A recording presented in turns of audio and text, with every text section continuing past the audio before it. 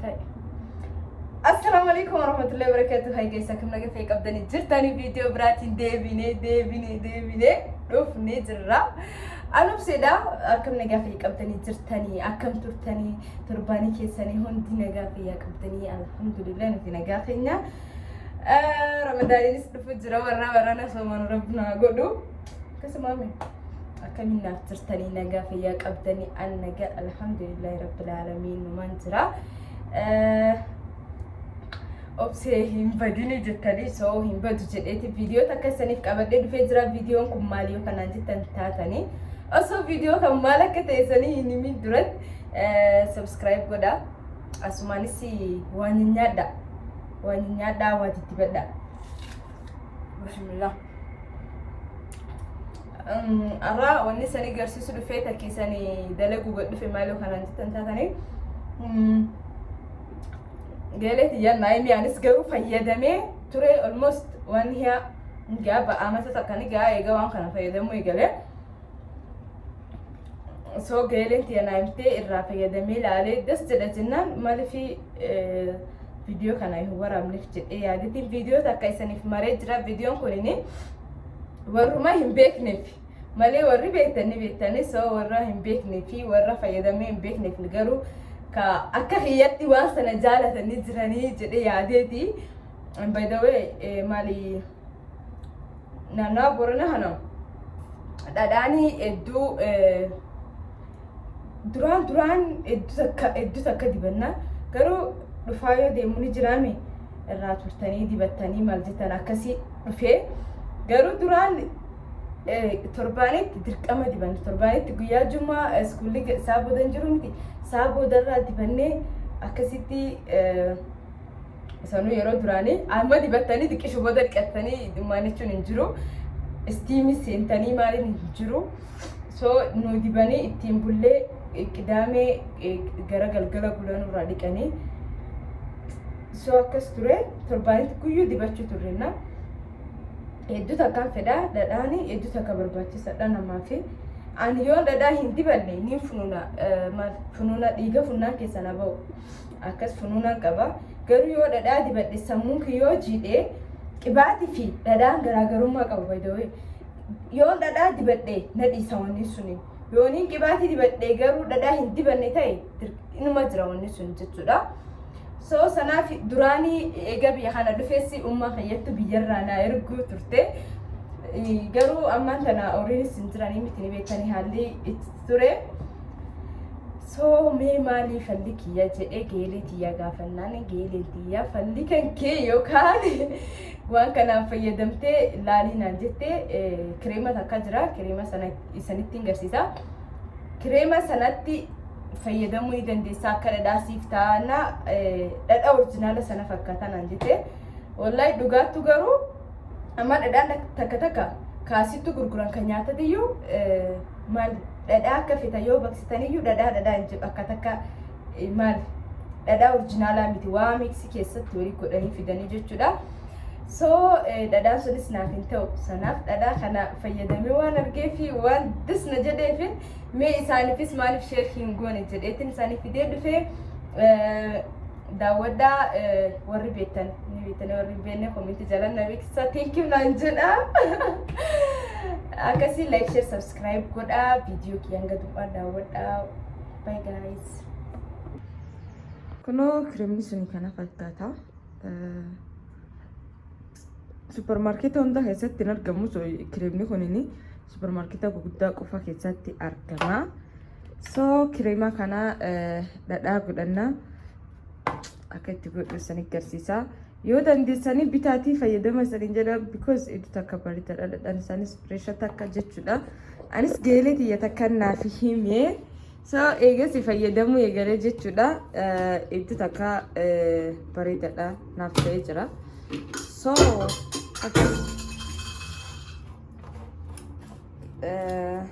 me akkaataa itti fayyadamisa isaanii garsiisan ajintura kunoo kiyya kana fakkaata an diqqishaan bitadhe because ani namuma takkaa miinagaa jedheeti yaadeeti yoo ijoollee faa qabaattanii wanni jettan taatanii guddaan isaanii jira dilas eddus qaalii miti bitadhaati fayyadama sanin jedha amma bishaan itti nadha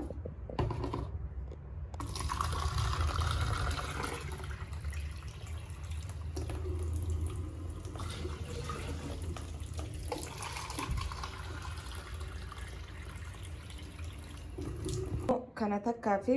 kana takka bishaan itti naqeetiin jira gubbaa gubbaadhaan itti naqamuun dirqama sanaaf hin lafa kaadhe amma jaallatu sirrii asita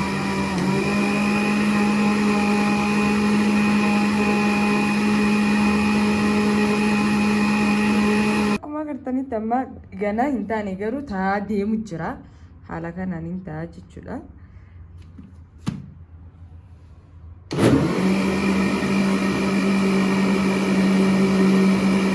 Ini kejadian di Yero era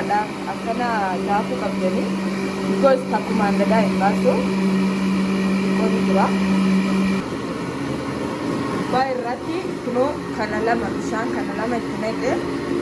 ini kana tokko andamo bishan kanalama itinege tokko wachuman dura rati itinetani achiboda sitasi kadang kubara itinetani jechuda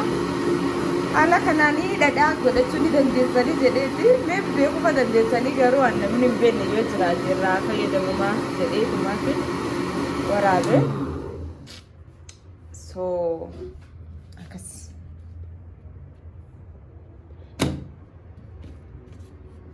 waaw walaa namni waan inni fakkaatu gartanii ilaala bishaan isa jala deebi'ee dhadhaan immoo gubbaatti deebi'ee jechuudha मैं कैसा बास में तब मुझे लाला मैं चित्रा ना का